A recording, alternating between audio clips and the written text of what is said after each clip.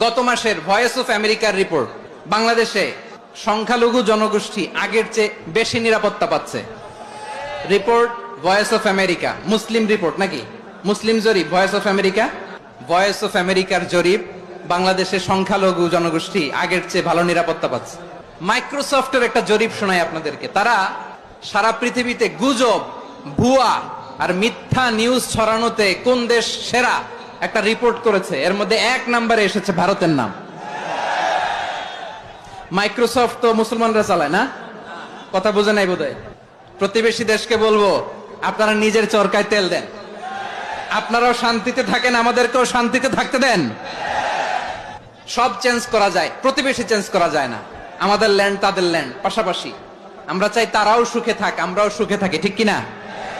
কিন্তু প্রতিবেশী হলে বন্ধুত্বপূর্ণ আচরণ করতে হয়। প্রতিবেশী যদি বন্ধু না হয়ে প্রভু হতে চায়, এরকম দানব প্রতিবেশী কেউ চায় না। ভারত যদি বন্ধুত্ব উপহার দেয়, আমরাও বন্ধুত্ব দিব। তারা যদি বন্ধু সুলভ আচরণ করে, আমরাও বন্ধুত্ব উপহার দেব। কারণ আমাদের পররাষ্ট্র নীতি হচ্ছে সবার সাথে বন্ধুত্ব, কারোর সাথে বৈরিতা নয়। আলহামদুলিল্লাহ বলেন, কত চমৎকার পলিসি আমাদের।